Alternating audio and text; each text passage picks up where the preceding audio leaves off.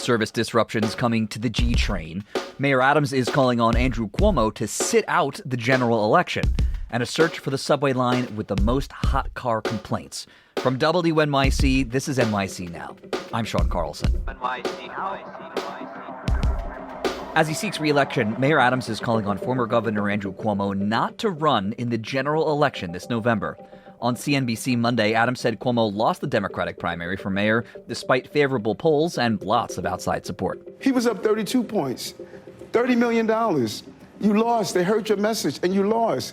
Now let a fresh set of legs that has produced for this city, and that's the highest level of arrogance. Both Adams and Cuomo will have ballot lines as independent candidates in November. Independent Jim Walden and Republican Curtis Sliwa are also running. Cuomo has not said if he will actively campaign. His campaign says it's figuring out its next steps after State Assembly member Zohran Mamdani won the June primary. Representatives for Cuomo say Mamdani would likely win in the general if so many candidates remain in the race. Heads up to G-Train riders out there, overnight and weekend service disruptions are starting next week. The MTA says there will be no service between Court Square and Bedford-Nostrand Avenues on select weeknights and weekends, July 14th through August 18th. The overnight outages will be from 9:45 p.m. to 5 in the morning. On weekends, they'll run from 9:45 p.m. Friday through early Monday morning. The service disruptions are to allow the MTA to modernize signals on the line, which date back to the 1930s. The agency says the old signals have been a major cause of disruptions and delays. Riding in a subway car with a busted air conditioner is a miserable experience. We've all been there. Coming up, we'll track down the line with the most hot car complaints. Stick around.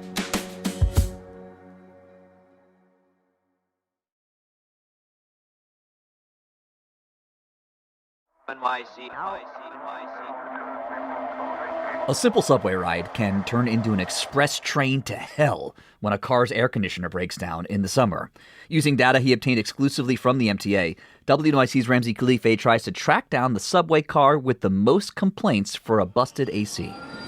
I'm standing on the subway platform at South Ferry in the middle of a sweltering heat wave, looking for one of the city's worst subway cars.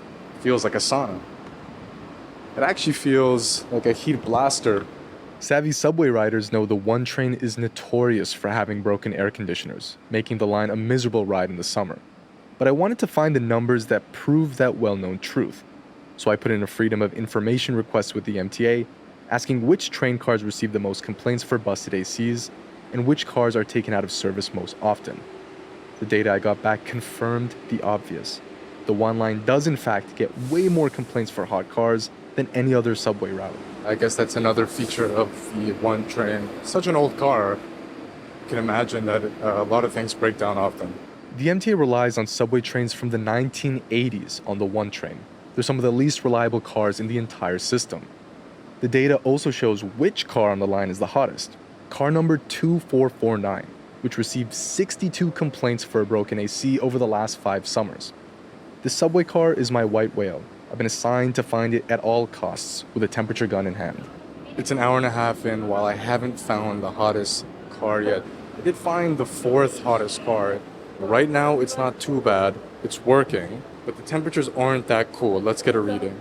My temperature gun recorded a seat on the car at 82 degrees. That's not too hot, but it's still steamier than the 72 degrees the MTA says is the standard for the interiors of subway cars.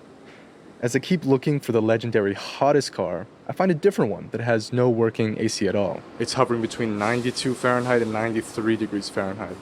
It's about 100 outside. Coming down and only losing about 7 degrees is not ideal for riders. Vincent DiPilato was on the train with me. He says he's used to hot rides on the one line. Today there's no air conditioner in this car, but that's not unusual. I've been in the city for 74 years and the train system hasn't worked as well as we would like it.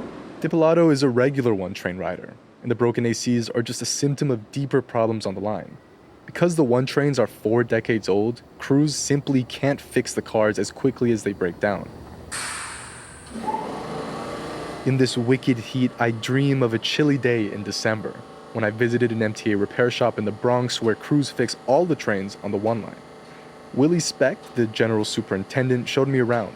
He says the design of the air conditioning units on one-train cars make the systems prone to breaking down. Well, it's a split system. So you have 2 evaporators upstairs, 1 condenser, and 1 air compressor. So when anything goes down on the system, you will lose 100% of your HVAC or air conditioning in the car. So that's why we have so many hot cars. How often during the summers are you getting in cars with AC issues? We have a lot of issues, put it that way. It's older equipment. It fails more often. The MTA plans to replace all the one-train cars with modern trains in the coming decade.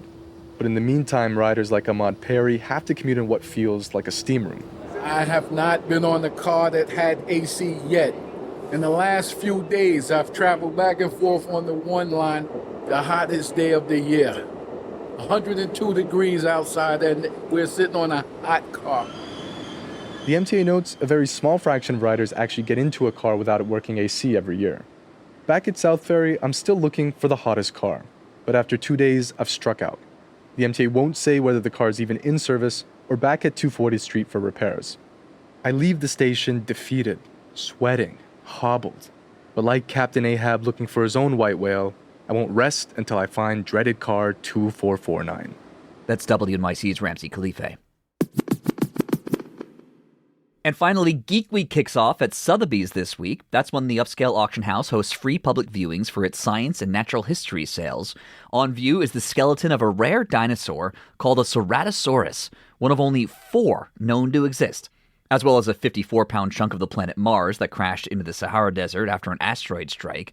Sotheby's science and natural history specialist Cassandra Hatton says that's just a taste of what's for sale, including an original Apple I computer hand-built by Steve Jobs in the 1970s. I do dinosaurs, minerals, meteorites, fossils, space exploration. And then to just kind of throw a little wrench in it, I do hip-hop sales sometimes too. Sotheby's Geek Week starts Tuesday and runs through July 15th. The viewing is free to the public. Thanks for listening to NYC Now from WNYC. I'm Sean Carlson. See you tomorrow.